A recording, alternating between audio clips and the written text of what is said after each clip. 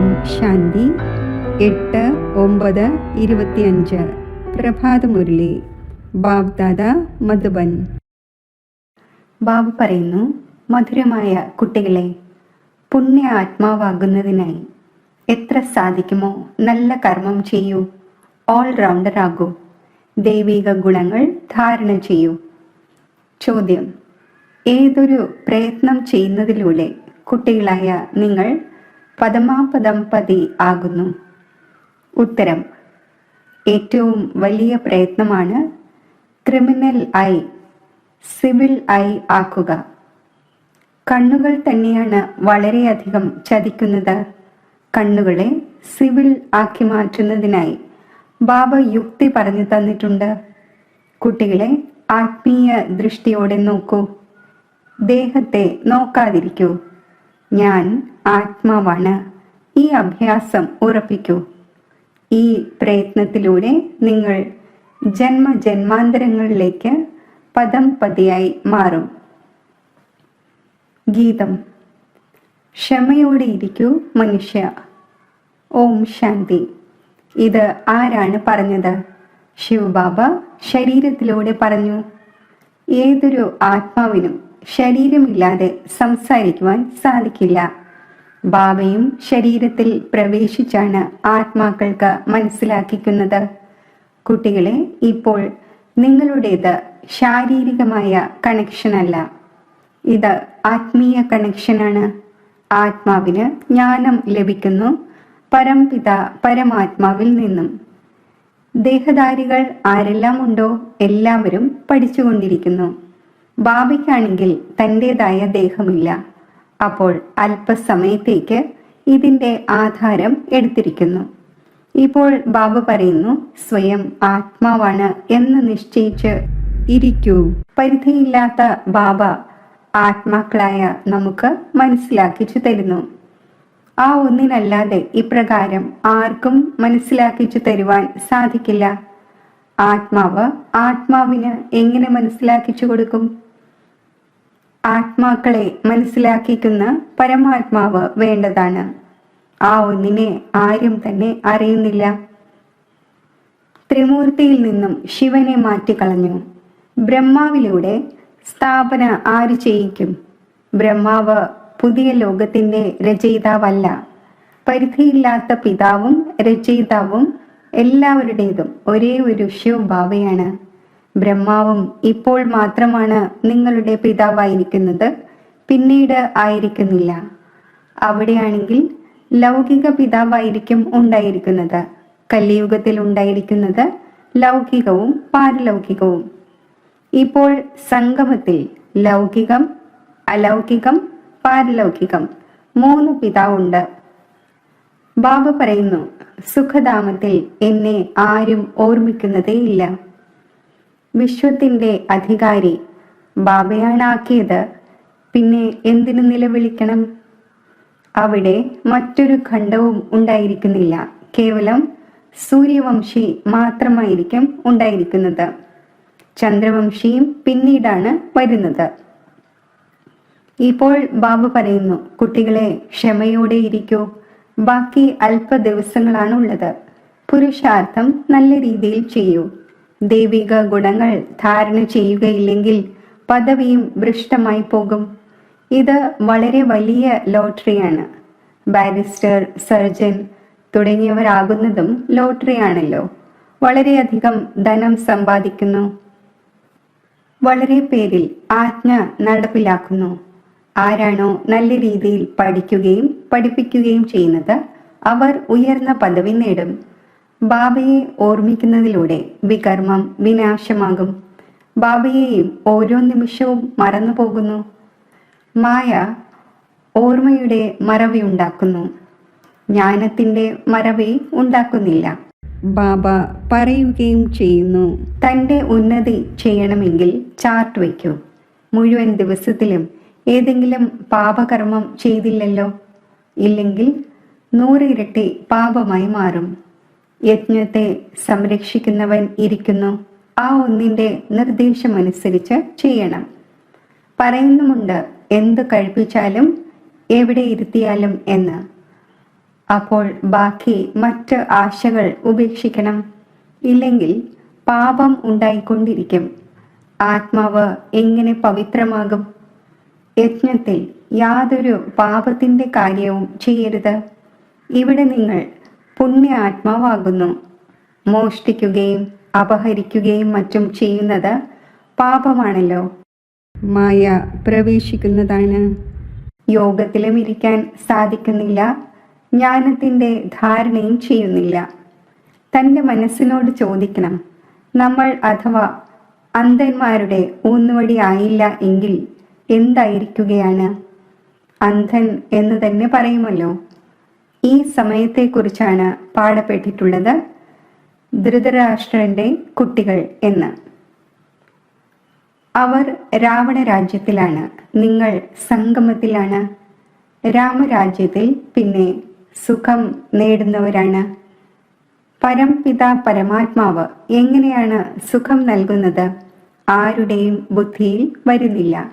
എത്ര തന്നെ നല്ല രീതിയിൽ മനസ്സിലാക്കിച്ചു കൊടുത്താലും ബുദ്ധിയിൽ ഇരിക്കുന്നില്ല.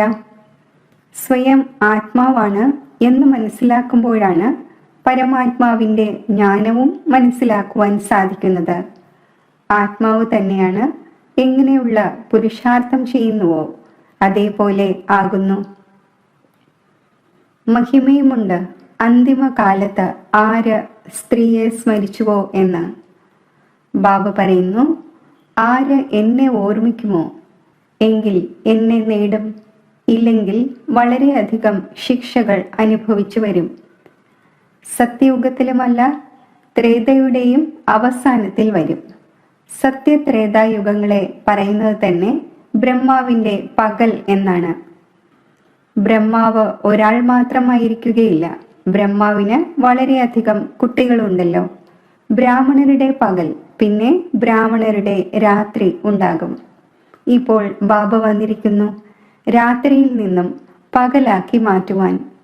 ബ്രാഹ്മണർ തന്നെയാണ് പകലിലേക്ക് പോകുന്നതിനായി തയ്യാറെടുപ്പ് നടത്തുന്നത്. ബാബ എത്ര മനസ്സിലാക്കിക്കുന്നു. ദൈവിക ധർമ്മത്തിന്റെ സ്ഥാപന തീർച്ചയായും ഉണ്ടാവുക തന്നെ വേണം. കലിയുഗത്തിന്റെ വിനാശവും തീർച്ചയായും ഉണ്ടാകണം. ആർക്ക് അല്പമെങ്കിലും ഉള്ളിൽ സംശയം ഉണ്ടായിരിക്കുമോ എങ്കിൽ അവർ ഓടിപ്പോകും. ആദ്യം നിശ്ചയം, പിന്നെ സംശയമുണ്ടാകുന്നു. ഇവിടെ നിന്നും മരിച്ച് പിന്നെ പഴയ ലോകത്തിൽ പോയി ജന്മമെടുക്കുന്നു. വിനശന്തിയാകുന്നു. ബാബയുടെ ശ്രീമത്ത് അനുസരിച്ച് നടക്കേണ്ടി വരുമല്ലോ. വളരെയധികം നല്ല നല്ല പോയിന്റ്സ് കുട്ടികൾക്ക് നൽകിക്കൊണ്ടിരിക്കുന്നു. ആദ്യം മനസ്സിലാക്കിക്കൂ, നിങ്ങൾ ആത്മാവാണ്, ദേഹമല്ല. ഇല്ലെങ്കിൽ മുഴുവൻ ലോട്ടറിയും അപ്രത്യക്ഷമാകും. അവിടെ രാജാവ് അഥവാ പ്രജ എല്ലാവരും സുഖമായിരിക്കുന്നു. എങ്കിലും പുരുഷാർത്ഥം ഉയർന്ന പദവി നേടുന്നതിൻ്റേത് ചെയ്യണമല്ലോ. സുഖധാമത്തിലേക്ക് പോകുമല്ലോ എന്നത് പാടില്ല. അങ്ങനെയല്ല, ഉയർന്ന പദവി നേടണം. രാജാവാകുന്നതിനു വേണ്ടിയാണ് വന്നിരിക്കുന്നത്. ഇങ്ങനെയുള്ള ബുദ്ധിമാന്മാരും വേണം. ബാബയുടെ സർവീസ് ചെയ്യണം. ആത്മീയ സർവീസ് ഇല്ലെങ്കിൽ സ്ഥൂല സർവീസുമുണ്ട്. ചിലയിടങ്ങളിൽ മെയിൽസും പരസ്പരം ക്ലാസ് നടത്തിക്കൊണ്ടിരിക്കുന്നു. ഒരു സഹോദരി ഇടയ്ക്കിടയ്ക്ക് പോയി ക്ലാസ് നടത്തിക്കുന്നു. വൃക്ഷം പതുക്കെ പതുക്കെ അഭിവൃദ്ധി പ്രാപിക്കുന്നുവല്ലോ. സെന്റേഴ്സിൽ എത്ര പേർ വരുന്നു, പിന്നെ നടന്ന് നടന്ന് അപ്രത്യക്ഷമാകുന്നു. വികാരത്തിൽ വീഴുന്നതിലൂടെ പിന്നെ സെന്റേഴ്സിലും വരുന്നതിന് ലജ്ജ തോന്നുന്നു. അയഞ്ഞവരായി തീരുന്നു. പറയും, ഇവർ രോഗബാധിതരായി. ബാബ എല്ലാ കാര്യങ്ങളും മനസ്സിലാക്കിച്ച് തന്നുകൊണ്ടിരിക്കുന്നു. തൻ്റെ കണക്ക് ദിവസവും വയ്ക്കൂ. ശേഖരണവും ശേഖരണമില്ലായ്മയും ഉണ്ടാകുന്നു. നഷ്ടവും നേട്ടവും. ആത്മാവ് പവിത്രമായി എന്നാൽ 21 ജന്മത്തേക്ക് ശേഖരണമുണ്ടായി എന്നർത്ഥം. ബാബയുടെ ഓർമ്മയിലൂടെ തന്നെയാണ് ശേഖരണം ഉണ്ടാകുന്നത്, പാപം മുറിയുന്നത്. പറയുന്നുമുണ്ടല്ലോ, ഹേ പതീത പാവനായ ബാബ, വന്ന് നമ്മളെ പാവനമാക്കി മാറ്റൂ, വിശ്വത്തിന്റെ അധികാരിയാക്കി മാറ്റൂ എന്ന് പറയുന്നില്ല. അങ്ങനെയല്ല. ഇത് കുട്ടികളായ നിങ്ങൾ തന്നെയാണ് അറിയുന്നത്. മുക്തിയും ജീവൻ മുക്തിയും രണ്ടും പാവനധാമമാണ്. നിങ്ങൾക്കറിയാം, നമ്മൾ മുക്തി ജീവൻ മുക്തിയുടെ സമ്പത്ത് നേടുന്നു. ആര് പൂർണ്ണ രീതിയിൽ പഠിക്കുന്നില്ലയോ അവർ പിന്നാലെയായിരിക്കും വരുന്നത്. സ്വർഗത്തിലാണെങ്കിൽ വരേണ്ടതുണ്ട്. എല്ലാവരും അവരവരുടെ സമയത്ത് വരും. എല്ലാ കാര്യങ്ങളും മനസ്സിലാക്കിച്ചു തരുന്നു. ഉടൻ ആരും മനസ്സിലാക്കുകയില്ല. ഇവിടെ നിങ്ങൾക്ക് ബാബയെ ഓർമ്മിക്കുന്നതിനായി എത്ര സമയം ലഭിക്കുന്നു? ആര് വന്നാലും അവർക്ക് ഇത് പറഞ്ഞു കൊടുക്കൂ. ആദ്യം സ്വയം ആത്മാവാണ് എന്ന് മനസ്സിലാക്കൂ. ഈ നോളജ് ബാബ തന്നെയാണ് നൽകുന്നത്. അത് എല്ലാ ആത്മാക്കളുടെയും പിതാവാണ്. ആത്മാഭിമാനിയാകണം. ആത്മാവാണ് ജ്ഞാനം എടുക്കുന്നത്. പരമാത്മാവായ ബാബയെ ഓർമ്മിക്കുന്നതിലൂടെ തന്നെയാണ് വികർമ്മം വിനാശമാകുന്നത്. പിന്നെ സൃഷ്ടിയുടെ ആദി മധ്യ അന്ത്യത്തിന്റെ ജ്ഞാനം നൽകുന്നു. രചയിതാവിനെ ഓർമ്മിക്കുന്നതിലൂടെ തന്നെയാണ് പാപം ഭസ്മമാകുന്നത്. പിന്നെ രചനയുടെ ആദി മധ്യ അന്ത്യത്തിന്റെ ജ്ഞാനത്തെ മനസ്സിലാക്കുന്നതിലൂടെ നിങ്ങൾ ചക്രവർത്തി രാജാവായി മാറും. ഇത്രമാത്രം. ഇത് പിന്നെ മറ്റുള്ളവരെയും കേൾപ്പിക്കണം. ചിത്രങ്ങളും നിങ്ങളുടെ അടുക്കലുണ്ട്. ഇത് മുഴുവൻ ദിവസവും ബുദ്ധിയിൽ ഉണ്ടായിരിക്കേണ്ടതാണ്. നിങ്ങൾ സ്റ്റുഡൻറ്റുമാണല്ലോ. വളരെയധികം ഗൃഹസ്ഥികളും സ്റ്റുഡൻ്റ് ആയിരിക്കുന്നു. നിങ്ങൾക്കും ഗൃഹസ്ഥ വ്യവഹാരത്തിൽ ഇരുന്നു കൊണ്ട് കമലപുഷ്പ സമാനമാകണം. സഹോദരി സഹോദരന്മാർക്ക് ഒരിക്കലും ക്രിമിനൽ ആയി ഉണ്ടാവുക സാധ്യമല്ല. ഇതാണെങ്കിൽ ബ്രഹ്മാവിന്റെ മുഖവംശാവലിയാണല്ലോ. ക്രിമിനൽ ആയതിനെ സിവിൽ ആക്കുന്നതിന് വളരെയധികം പ്രയത്നിക്കേണ്ടി വരുന്നു. പകുതി കൽപ്പത്തെ ശീലം ഉണ്ടായിരിക്കുകയാണ്. അതിനെ മാറ്റുന്നതിൽ വലിയ പ്രയത്നമുണ്ട്. എല്ലാവരും എഴുതുന്നു. ക്രിമിനൽ ആയി മാറ്റുന്നതിൻ്റെ ഈ ഒരു പോയിന്റ് ബാബ മനസ്സിലാക്കിച്ചു തന്നത് വളരെ കടുത്തതാണ്. ഓരോ നിമിഷവും ബുദ്ധി പോകുന്നു. വളരെയധികം സങ്കല്പങ്ങൾ വരുന്നു. ഇപ്പോൾ കണ്ണുകളെ എന്തു ചെയ്യുവാനാണ്? സൂർദാസിന്റെ ഉദാഹരണം നൽകുന്നു. അതാണെങ്കിൽ ഒരു കഥ ഉണ്ടാക്കിയിരിക്കുന്നു. കണ്ണുകളാണ് എന്നെ ചതിക്കുന്നത് എന്ന് കണ്ടപ്പോൾ കണ്ണുകൾ നീക്കം ചെയ്തു. ഇപ്പോൾ ആ കാര്യമില്ല. ഈ കണ്ണുകളാണെങ്കിൽ എല്ലാവർക്കുമുണ്ട്, എന്നാൽ ക്രിമിനലാണ്. അതിനെ സിവിൽ ആക്കി മാറ്റണം. മനുഷ്യർ മനസ്സിലാക്കുന്നു, വീട്ടിൽ കഴിയുമ്പോൾ ഇത് നടക്കുക സാധ്യമല്ല എന്ന്. ബാബ പറയുന്നു സാധ്യമാണ്. കാരണം വരുമാനം വളരെ വളരെയുണ്ട്. നിങ്ങൾ ജന്മജന്മാന്തരങ്ങളിലേക്ക് പദം പതി ആകുന്നു. അവിടെ കണക്കെടുക്കലേ ഇല്ല. ഇക്കാലത്ത് ബാബ പേര് തന്നെ പദം പതി പത്മാവതി എന്ന് നൽകുന്നു. നിങ്ങൾ അളവറ്റ പദം പതിയാകുന്നു. അവിടെ എണ്ണുന്നില്ല. എണ്ണുന്നത് രൂപയും പൈസയും മറ്റും ഇറങ്ങുമ്പോഴാണ്. അവിടെയാണെങ്കിൽ സ്വർണത്തിൻ്റെയും വെള്ളിയുടെയും നാണയങ്ങളാണ് ഉപയോഗിക്കുന്നത്. മുൻപ് രാമന്റെയും സീതയുടെയും രാജ്യത്തിലെ നാണയങ്ങളും മറ്റും ലഭിക്കുമായിരുന്നു. ബാക്കി സൂര്യവംശി രാജധാനിയുടേത് ഒരിക്കലും കണ്ടിട്ടില്ല. ചന്ദ്രവംശിയുടേതാണ് കണ്ടുവന്നത്. മുൻപ് എല്ലാം സ്വർണത്തിന്റെ നാണയത്തൊട്ടുകളായിരുന്നു ഉണ്ടായിരുന്നത്. പിന്നീട് വെള്ളിയുടേത്. ഈ ചെമ്പും മറ്റും പിന്നീടാണ് പുറത്തിറങ്ങിയത്. ഇപ്പോൾ നിങ്ങൾ കുട്ടികൾ ബാബയിൽ നിന്നും വീണ്ടും സമ്പത്തെടുക്കുന്നു. സത്യയുഗത്തിൽ ഏതൊരു ആചാര രീതികൾ നടക്കണമോ അത് നടക്കും. നിങ്ങൾ സ്വന്തം പുരുഷാർത്ഥം ചെയ്യൂ. സ്വർഗത്തിൽ വളരെ കുറച്ചുപേരായിരിക്കും ഉണ്ടാകുന്നത്. ആയുസ്സും വലുതായിരിക്കും. അകാല മൃത്യു ഉണ്ടാകുന്നില്ല. നിങ്ങൾ മനസ്സിലാക്കുന്നു, നമ്മൾ കാലന്റെ മേൽ ജയം നേടുന്നു. മരിക്കുക എന്ന പേര് തന്നെയില്ല, അതിനെ പറയുന്നത് അമരലോകം എന്നാണ്. ഇതാണ് മൃത്യുലോകം. അമരലോകത്തിൽ നിലവിളികൾ ഉണ്ടായിരിക്കുന്നില്ല.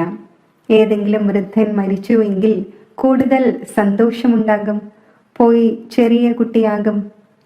ഇവിടെയാണെങ്കിൽ മരിക്കുമ്പോൾ കരയാൻ തുടങ്ങുന്നു.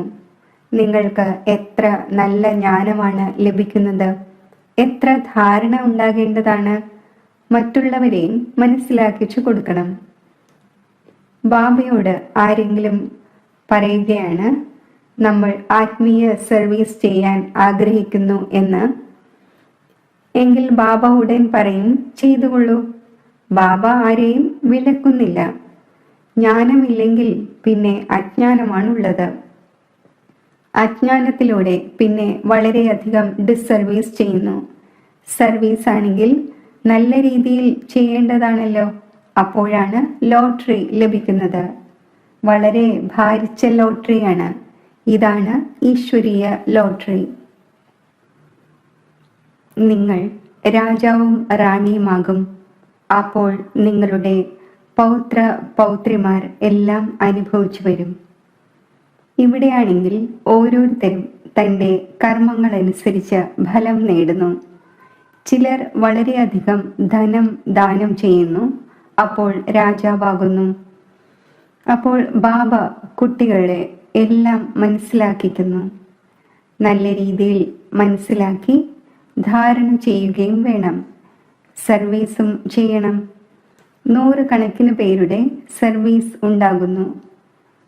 ചിലയിടങ്ങളിൽ വളരെ നല്ല ഭക്തിഭാവമുള്ളവർ ഉണ്ടായിരിക്കുന്നു. വളരെയധികം ഭക്തി ചെയ്തിട്ടുണ്ടാകുമ്പോൾ തന്നെയാണ് ജ്ഞാനവും സ്വീകാര്യമാവുക. മുഖത്തിലൂടെ തന്നെ അറിയാൻ സാധിക്കുന്നു. കേൾക്കുമ്പോൾ തന്നെ സന്തോഷിച്ചു കൊണ്ടിരിക്കും. ആര് മനസ്സിലാക്കുന്നില്ലയോ അവർ അവിടെയും ഇവിടെയും നോക്കിക്കൊണ്ടിരിക്കും, അല്ലെങ്കിൽ കണ്ണുകൾ അടച്ചിരിക്കും. ബാബ എല്ലാം കാണുന്നുണ്ട്. ആരെയെങ്കിലും പഠിപ്പിക്കുന്നില്ല എങ്കിൽ ഒന്നും മനസ്സിലാക്കുന്നില്ല എന്നാണ്. ഒരു കാതിലൂടെ കേട്ട് മറു കാതിലൂടെ കളയുന്നു. ഇപ്പോൾ പരിധിയില്ലാത്ത ബാബയിൽ നിന്നും പരിധിയില്ലാത്ത സമ്പത്ത് നേടുന്നതിൻ്റെ സമയമാണ്. എത്രത്തോളം നേടുമോ ജന്മജന്മാന്തരത്തേക്ക് കൽപ്പകൽപ്പാന്തരത്തേക്ക് ലഭിക്കും. ഇല്ലെങ്കിൽ പിന്നെ അവസാനം വളരെയധികം പശ്ചാത്തപിക്കും. പിന്നെ എല്ലാവർക്കും സാക്ഷാത്കാരമുണ്ടാകും. നമ്മൾ പൂർണ്ണമായും പഠിച്ചില്ല, അതിനാൽ പദവിയും നേടുവാൻ സാധിക്കില്ല. ബാക്കി എന്തായിരിക്കും പോയാവുക? ജോലിക്കാരും വേലക്കാരും സാധാരണ പ്രജയും. ഇത് രാജധാനിയാണ് സ്ഥാപിതമായി കൊണ്ടിരിക്കുന്നത്. എങ്ങനെയെല്ലാമാണോ ചെയ്യുന്നത് അതനുസരിച്ച് ഫലം ലഭിക്കുന്നു. പുതിയ ലോകത്തേക്ക് വേണ്ടി കേവലം നിങ്ങൾ തന്നെയാണ് പുരുഷാർത്ഥം ചെയ്യുന്നത്. മനുഷ്യർ ദാനപുണ്യം ചെയ്യുന്നു, അതും ഈ ലോകത്തേക്ക് വേണ്ടിയാണ്. ഇതാണെങ്കിൽ സാധാരണ കാര്യമാണ്. നമ്മൾ നല്ല കാര്യം ചെയ്യുകയാണെങ്കിൽ അടുത്ത ജന്മത്തിൽ അതിനുള്ള നല്ല ഫലം ലഭിക്കും. നിങ്ങളുടേതാണെങ്കിൽ 21 ജന്മങ്ങളുടെ കാര്യമാണ്. എത്ര സാധിക്കുമോ നല്ല കർമ്മം ചെയ്യൂ, ഓൾറൗണ്ടർ ആകൂ. ഒന്നാമതായി ആദ്യം ജ്ഞാനി ആത്മാവും യോഗി ആത്മാവും ആവശ്യമാണ്. ജ്ഞാനിയും ആവശ്യമാണ്. പ്രഭാഷണത്തിന് വേണ്ടി മഹാരഥികളെ വിളിക്കുന്നുവല്ലോ. അവർ എല്ലാ പ്രകാരത്തിലുമുള്ള സർവീസ് ചെയ്യുന്നു. ആര് എല്ലാ പ്രകാരത്തിലുമുള്ള സേവനം ചെയ്യുന്നുവോ അപ്പോൾ പുണ്യമുണ്ടാവുക തന്നെ ചെയ്യുന്നു. സബ്ജക്ട്സ് ഉണ്ടല്ലോ. യോഗത്തിലിരുന്നു കൊണ്ട് ഏതൊരു കാര്യം ചെയ്താലും നല്ല മാർക്ക് ലഭിക്കും. തൻ്റെ മനസ്സിനോട് ചോദിക്കണം, നമ്മൾ സർവീസ് ചെയ്യുന്നുണ്ടോ, അതോ കഴിക്കുകയും ഉറങ്ങുകയും മാത്രമാണോ? ഇവിടെയാണെങ്കിൽ ഇത് പഠനമാണ്, മറ്റൊരു കാര്യവുമില്ല. നിങ്ങൾ മനുഷ്യനിൽ നിന്നും ദേവത, നരനിൽ നിന്നും നാരായണൻ ആകുന്നു. അമരകഥയും മൂന്നാമത്തെ നേത്രത്തിൻ്റെ കഥയും ഈ ഒന്ന് തന്നെയാണ്. മനുഷ്യരാണെങ്കിൽ എല്ലാം അസത്യമായ കഥകളാണ് പോയി കേൾക്കുന്നത്. മൂന്നാമത്തെ നേത്രമാണെങ്കിൽ ബാബയ്ക്കല്ലാതെ ആർക്കും നൽകുവാൻ സാധിക്കില്ല. ഇപ്പോൾ നിങ്ങൾക്ക് മൂന്നാമത്തെ നേത്രം ലഭിച്ചു. അതിലൂടെ നിങ്ങൾ സൃഷ്ടിയുടെ ആദി മധ്യ അന്ത്യത്തെ അറിയുന്നു.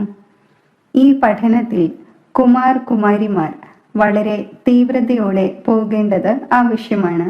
ചിത്രവുമുണ്ട്.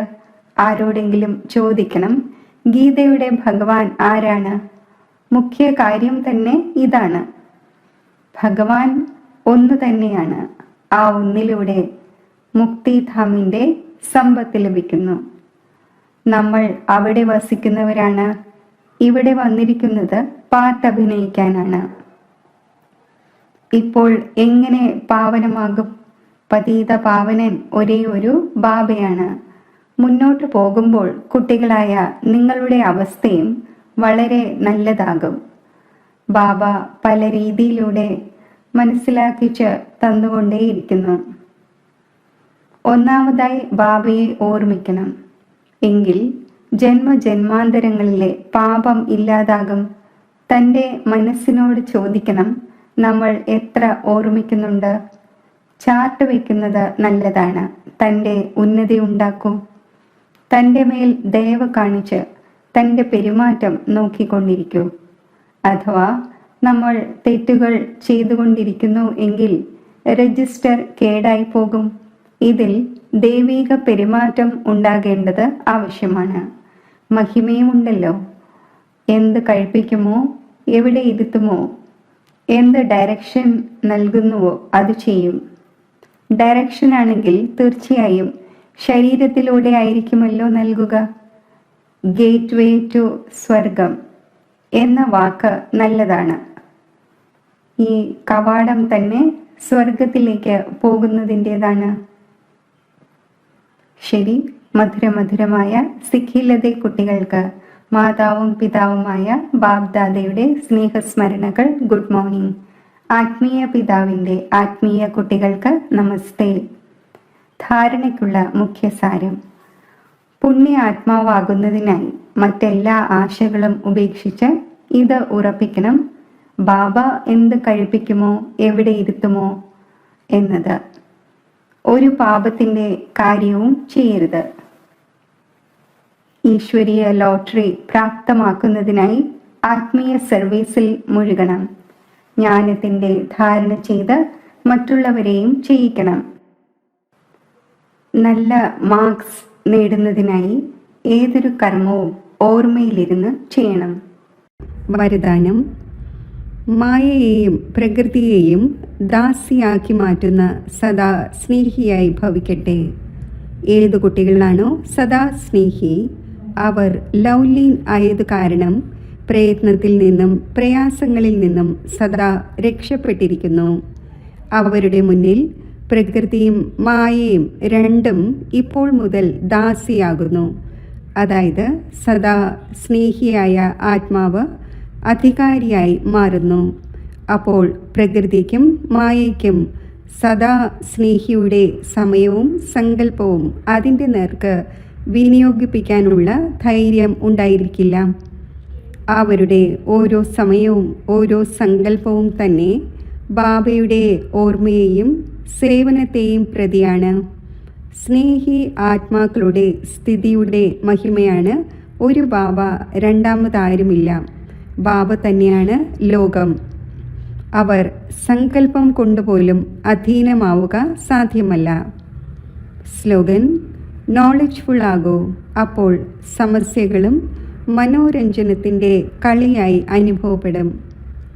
അവ്യക്ത സൂചന: ഇപ്പോൾ സ്നേഹത്തിൻ്റെ അഗ്നിയെ പ്രജ്വലിതമാക്കി യോഗത്തെ ജ്വാലാരൂപമാക്കൂ.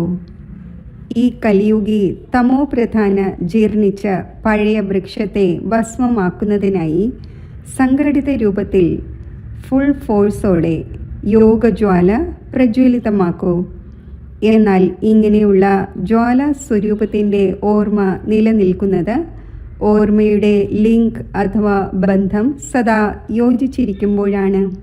അഥവാ വീണ്ടും വീണ്ടും ലിങ്ക് മുറിയുന്നുവെങ്കിൽ അതിനെ യോജിപ്പിക്കുന്നതിൽ സമയവും എടുക്കുന്നു, പ്രയത്നവും തോന്നുന്നു. ശക്തിശാലിക്ക് പകരം ദുർബലമായി പോകുന്നു. ഓം ശാന്തി. മനസ്സാ സേവനത്തിൻ്റെ അഭ്യാസം. ബാബയുടെ ഓർമ്മയിൽ മഗ്നമാകുമ്പോൾ പവിത്രമായ പരമാത്മാ സ്നേഹത്തിൻ്റെ ആഴങ്ങളിൽ എത്തിച്ചേർന്ന് അനുഭവമായ സുഖശാന്തിയുടെ ദിവ്യ അനുഭൂതിയിൽ ഞാൻ ആത്മാവ് ലയിച്ചിരിക്കുകയാണ്.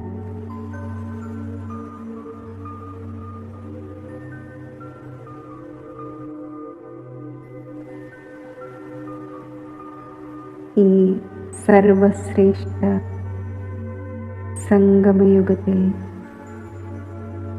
ഈ ദിവ്യമായ അനുഭൂതികൾ നുകരുന്നതിനോടൊപ്പം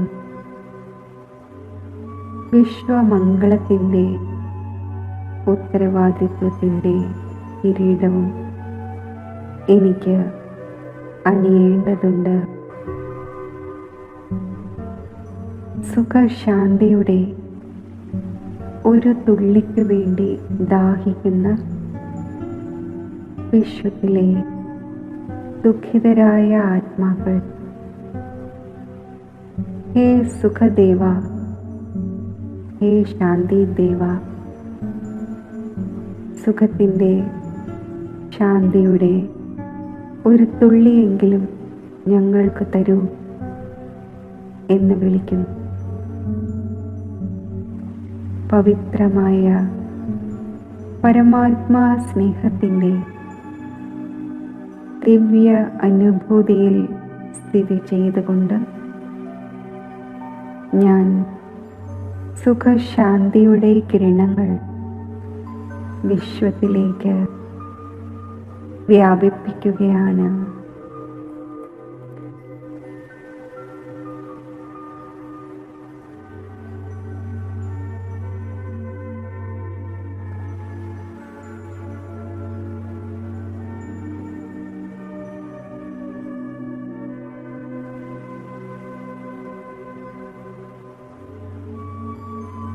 സുഖശാന്തിയുടെ ഈ അമൃത കിരണങ്ങൾ ആ ദുഃഖിതരായ ആത്മാക്കളിലേക്ക് എത്തിച്ചേരട്ടെ.